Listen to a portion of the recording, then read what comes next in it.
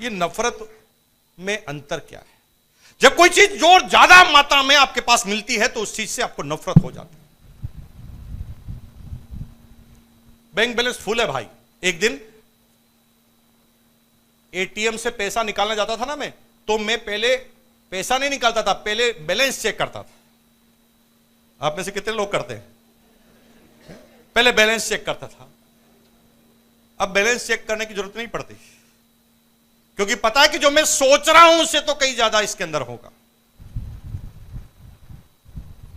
वो bank manager है ना, मेरा बार बार पागल होता है कमीशन को देख देख कर। उसको समझ में नहीं आता, क्योंकि हर 2 साल में बैंक मैनेजर चेंज हो जाता है और ग्राहक तो वो का वही रहता है।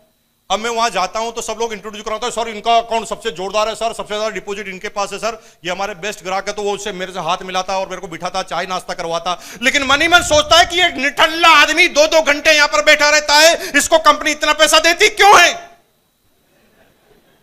नहीं समझ में आता उसको।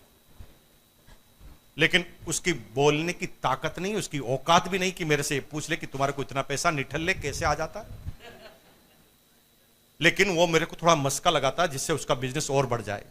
वो स्मार्ट आदमी होते हैं, पढ़े लिखे आदमी होते हैं, उनको मकसद से मकसद पता होता है। वो धीरे से कहते हैं, सर आपके पास इतना पैसा पड़ा है सर, इतना हर महीने और आ जाता है, तो आप करोगे क्या? मैंने कहा भाई साहब मैं तो यार पहले सोच सोच के परेशान हो गया, पहले खुद सोचता था कि क्या करना है, लेकिन अब तो सोचना ही बंद कर दिया। अभी आप ही बता दो कि क्या करूं। जो ही ये बोलता हूं सामने वाला मुस्कुरा जाता है, उसको लगता है उसका टारगेट पूरा हो रहा है। वो धीरे से पूछता है, सर इसका आप म्यूचुअल फंड खरीद लो, इससे आपका पैसा और बढ़ जाएगा। म्यूचुअल फंड खरीद लो, क्योंकि उसको कमीशन मिलता है।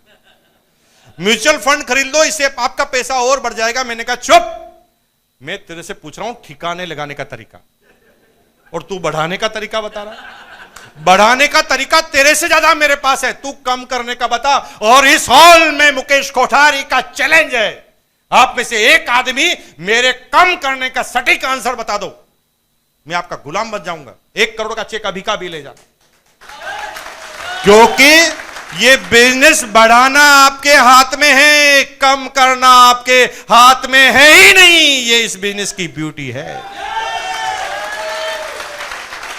ये इस बिजनेस की ब्यूटी है।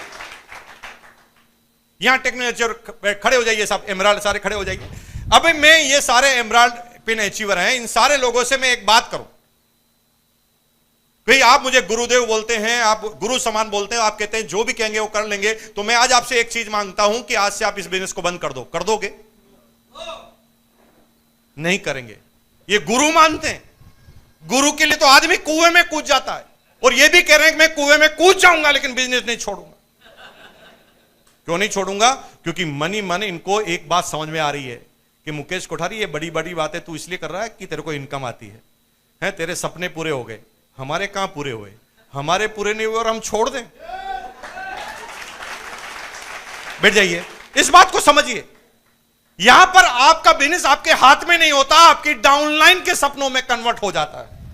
और जब तक इस हिंदुस्तान में, जब तक इस पृथ्वी पर आरसीएम बिजनेस का किसी भी व्यक्ति का सपना जीवित रहेगा, मुकेश कोठारी की इनकम को कम करना किसी के बस के हाथ ही नहीं। ये इस बिजनेस की ब्यूटी है, ये इस बिजनेस की सुंदरता है। दुनिया के सारे बिजनेस और इस बिजनेस में अंतर है। दुनिया में तो सारे बिजनेस तब चलते हैं जब पड़ोसी की दुकान आप बंद कराते हैं। जितना पड़ोसी की दुकान आप बंद करा दोगे उतने आप हिट हो जाओगे। लेकिन यह बिजनेस बिल्कुल उल्टा है, जब तक पड़ोसी की दुकान को आप चला ना दो तब तक आपकी चलने वाली रही। यह इस बिजनेस की सुंदरता है, यह इस बिजनेस की ब्यूटी। हेलो, आ रही बात समझ में?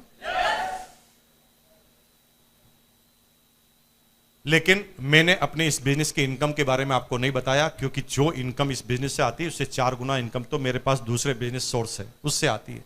और ये सारे सोर्स इसलिए चालू हुए क्योंकि मैंने सही निर्णय करके आरसीएम किया, और आरसीएम ही वो वजह थी जिससे मैंने अपने ब्रेक इवन पॉइंट को तोड़ा। मेरी जो भी सोच थी उससे ज्यादा इनकम को मैं लेकर गया। लेकिन बहुत सारे चैलेंज आएंगे आप काम करेंगे तो, और उन्हीं चैलेंजों पे मैं सब्जेक्ट पे आपका मुंह मोड़ना चाहता हूं। कौन आदमी कामयाब होता है, कौन आदमी कामयाब नहीं होता, उन चीजों को आप समझ जाएंगे, पूरा बिजनेस समझ में आ जाएगा। कई बार आप थोड़ा आगे बढ़ेंगे तो लोग आपको कहेंगे किस्मत बहुत अच्छी है आपकी, बहुत अच्छी किस्मत है, इसलिए आप आगे बढ़ गए हैं, तकदीर लिखा के आए हैं। मेरे भाई, तकदीर किन की चलती है, पहले इस चीज को समझ जाना। अंग्रेजी में आपने सुना है, और मैं पिछली बार मीटिंग में आया था तो भी आपको समझा के गया था। लक का मतलब ही है लेबर अंडर करेक्ट नॉलेज। अगर सही नॉलेज के साथ काम करोगे तो तकदीर चलने वाली है, नॉलेज अगर सही नहीं है तो तकदीर चलने वाली नहीं है। जिसका जितना नॉलेज ज्यादा है वो उतना ही ज्यादा कामयाब है। रिलायंस जियो का नेटवर्क है ना भाई साहब, रिलायंस जियो, यह हिंदुस्तान का सबसे बड़ा मोबाइल नेटवर्क है, वर्ल्ड का तीसरे नंबर का। और आपको आश्चर्य होगा, रिलायंस जियो का नेटवर्क है वो टावर पर डिपेंड करता है। कोई भी कंपनी की अमीरता की वैल्यू को कैसे आंका जाता है मोबाइल में, कि इस कंपनी के पास कितने टावर है, ये कितने लोगों को कवर करते हैं। हिंदुस्तान में सबसे ज्यादा टावर है जियो के पास। मजे की बात है कि वो टावर है ना, आपस में जुड़े रहते हैं केबल से, यस और नो। और केबल गड्ढों में गाड़ कर एक टावर से दूसरे टावर तक पहुंचाई जाती है, यस और नो। लेकिन मजे की बात है, जिस पूरी कंपनी का भविष्य गड्ढों पर डिपेंड है, कहानी बिल्कुल उल्टी है। जो गड्ढे खोद रहा है उसको 300 रुपए मिल रहे हैं, क्योंकि गड्ढे खोदने वाले को यह पता ही नहीं है कि इसमें आदमी गाड़ेंगे कि केबल गाड़ेंगे। वो नॉलेज नहीं रखता, इसलिए 300 रुपए है। गड्ढे से पूरी कंपनी चलने वाली है, लेकिन गड्ढे खोदने वाले को अगर नॉलेज नहीं है तो 300 रुपए है। उसके ऊपर एक सुपरवाइजर है जो 1500 रुपए कमाता है, उसको यह पता है कि गड्ढा कितना गहरा खोदना और कहां तक खोदना है। यानी जो ही थोड़ा सा गड्ढे का नॉलेज बढ़ाया, रेट 1500 हो गई। उसके ऊपर एक मैनेजर है जो 1.5 लाख रुपए कमाता है। वो मैनेजर 1.5 लाख रुपए कमाता है, उसको यह पता है कि मुझे ये गड्ढे कितने दिन में कंप्लीट करवाने हैं, मेरा टारगेट कितना है, मैं कितने लोगों को लगाऊंगा तो ये गड्ढा कितने दिन में खुद जाएगा। थोड़ा सा नॉलेज ज्यादा है, इनकम बढ़ती जा रही है। उसके ऊपर एक ठेकेदार है जो 1.5 करोड़ रुपए कमाता है। उसका नॉलेज उन गड्ढों के प्रति और ज्यादा है। उसके ऊपर एक डायरेक्टर है जो कंपनी का मालिक है, उसको यह पता है कि ये गड्ढे मेरे जीवन में कितने महत्वपूर्ण हैं, इन गड्ढों पे मेरा जीवन निर्भर है। इसमें मैं केबल लगाऊंगा, कौन सी केबल लगाऊंगा, कितने टावर लगाऊंगा, कितने लोगों को कवर करूंगा, कितना नेटवर्क रखूंगा, कितना प्लान रखूंगा। जो ही उसकी नॉलेज बढ़ती है उसकी इनकम अनलिमिटेड हो जाती है। शुरुआत गड्ढे से ही हो रही। इसलिए मैंने कहा कि मैं समझाऊंगा तो 10 में से 5 समझ जाएंगे, इमरान समझाएंगे तो 10 में से 4 समझ जाएंगे। जिसका जितना ज्यादा नॉलेज है उसके उतने ज्यादा रिजल्ट है। जीवन में सबसे बड़ी चीज है नॉलेज को हासिल करना। समझ गए? Labour under correct knowledge. लेकिन जब आप किसी चीज का चयन करें, इस बिजनेस में आप 3 चीजों को कन्वर्ट करते हैं आपस में। सबसे पहले समय को कन्वर्ट करते हैं। आपके पास 24 घंटे हैं, लेकिन आप लोगों का नेटवर्क बनाकर अपने हवर्स को बढ़ाना चालू कर देते हैं। सिक्योरिटी बन जाती है आपकी, क्योंकि आपकी दुकान एक मोहल्ले पर निर्भर है, आपकी दुकान किसी एक आइटम पर निर्भर है, आपकी दुकान किसी एक जिले पर निर्भर है, आपकी दुकान किसी एक पॉलिसी पर डिपेंड है। लेकिन यहां पर आपकी सिक्योरिटी ज्यादा क्यों है? न तो किसी एक आदमी पे आप डिपेंड है, न किसी एक प्रोडक्ट पर आप डिपेंड है, न किसी एक डिस्ट्रिक्ट पर आप डिपेंड है, न किसी एक सब्जेक्ट पर आप डिपेंड है। जिस दिन इस एरिया में कर्फ्यू लगेगा ना, तो मेरा बिजनेस जीरो नहीं होगा। क्यों नहीं होगा? क्योंकि मैं किसी एक एरिया पे काम ही नहीं करता। किसी एक प्रोडक्ट पर रोक लगेगी तो मेरा बिजनेस जीरो नहीं होगा। किसी में एक प्रोडक्ट पर काम ही नहीं करता, किसी में एक सब्जेक्ट पर काम नहीं करता, किसी एक दिशा में काम नहीं करता। हमारा सिक्योरिटी लेवल ज्यादा है। हम टाइम बढ़ा रहे हैं, हम मनी को मल्टीपल कर रहे हैं। लेकिन सफलता के लिए सबसे बड़ी चीज है आने वाले पूर्वानुमान को समझना। वो लोग हमेशा कामयाब होने वाले हैं जो आने वाले वक्त को पहले समझ जाएंगे। चाहे वो मोबाइल की बात करो, चाहे वो किसी टेक्नोलॉजी की बात करो, वो लोग एडवांस में आगे बढ़ते हैं जिनको भविष्य का पहले ही पता होता है। वो समय बीत गया जब पैसा लगा के पैसा कमाया जाता था।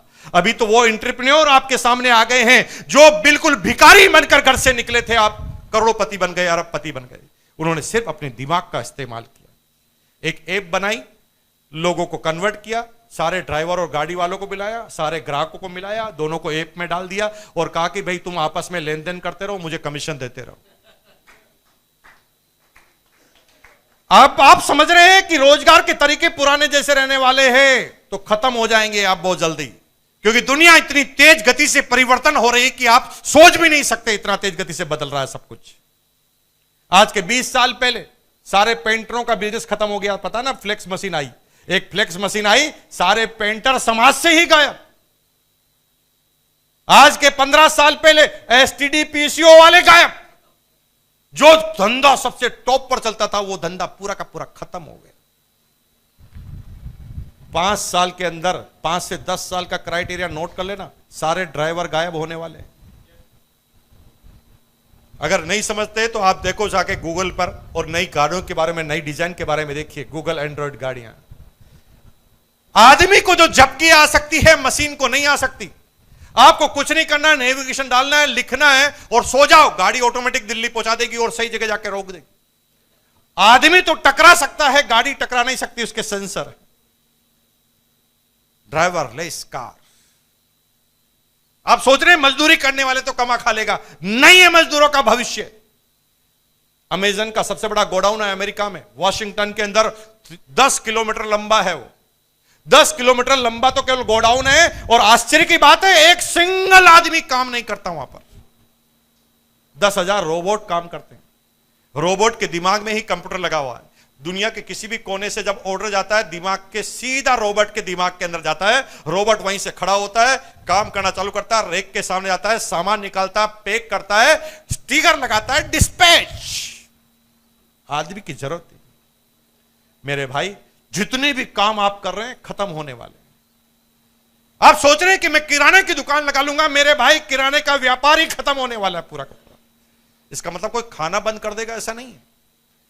ऑनलाइन न तो किसी के पास टाइम है, न कोई उधर जाने वाला है, सीधा जो ऑर्डर लिखा तुरंत आ जाएगा। आप देखिए बड़े शहरों में इसका प्रचलन तेज हो गया, बहुत तेज गति से हो गया। कुछ भी मंगाना है, सब्जी मंगानी है, नाश्ता मंगाना है, खाना मंगाना है, जिस भी होटल का खाना मंगाना है, अब तो सर्विस वेंडर है। स्विगी में आप जाएं, फूड पांडा में आप जाएं, वहां पर आपको केवल ऑर्डर देना है, मुझे इस पर्टिकुलर होटल का ये आइटम चाहिए, वो एजेंसी जाएगी वहां से लेकर आपको डिलीवर कर देगी। इतना तेज गति से जा रहा है। लेकिन मेरे भाई, डायरेक्ट सेलिंग एक ऐसा कारोबार है जो नेटवर्क यानी व्यक्तियों पर निर्भर करता है। दुनिया के सारे बिजनेस खत्म हो जाएंगे, लेकिन मेरे भाई आदमियों से चलने वाला बिजनेस खत्म नहीं होगा, क्योंकि जनसंख्या तो बढ़ती जाएगी, बढ़ती जाएगी, बढ़ती जाएगी, ये कम होने वाली नहीं।